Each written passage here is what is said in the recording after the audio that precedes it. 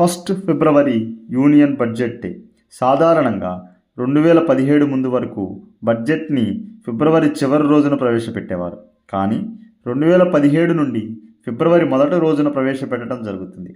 భారత రాజ్యాంగంలోని article 112 annual financial statement లేదా యూనియన్ బడ్జెట్ గురించి తెలియజేస్తుంది. ఇందులో గవర్నమెంట్ యొక్క ఇన్కమ్ మరియు ఎక్స్పెండిచర్లను అంటే ఆదాయం మరియు ఖర్చులను పొందపరచడం జరుగుతుంది. ఈ బడ్జెట్ను కేంద్ర ఆర్థిక మంత్రి ప్రవేశపెడతారు. యూనియన్ బడ్జెట్ను ఎక్కువసార్లు ప్రవేశపెట్టింది మొరార్జీ దేశాయ్ గారు 1959 నుండి 1964 వరకు మరియు 1967 నుండి 1969 వరకు మొత్తంగా 10 సార్లు ప్రవేశపెట్టారు. ఆ తర్వాత స్థానంలో నిర్మలా సీతారామన్ గారు 2019 నుండి వరుసగా 8 సార్లు ప్రవేశపెట్టారు. ఈరోజు ప్రవేశపెట్టనున్న బడ్జెట్ 9వది. వరుసగా 9 సార్లు ప్రవేశపెట్టిన వారిగా చరిత్ర సృష్టించారు. ఇంతకుముందు బడ్జెట్ ప్రింటెడ్ పేపర్స్లో ఉండేది.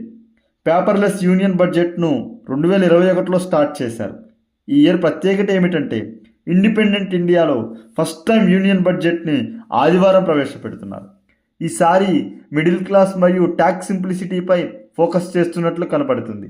మిడిల్ క్లాస్ శాలరీడ్ పీపుల్కి ట్యాక్స్ రిలీఫ్ కొంత లభించవచ్చని భావిస్తున్నారు. గ్రీన్ అండ్ ఫ్యూచర్ ఇండస్ట్రీస్కి ఊతం ఇవ్వనున్నట్లు, ముఖ్యంగా ఎలక్ట్రిక్ వెహికల్ గ్రోత్కి కృషి చేయనున్నట్లు తెలుస్తుంది. ఇది ఈరోజు ప్రత్యేకతలు. వీడియో నచ్చితే లైక్ చేయండి, షేర్ చేయండి. మరిన్ని యూస్ఫుల్ వీడియోస్ కోసం ఛానల్ని సబ్స్క్రైబ్ చేయండి. Thank you.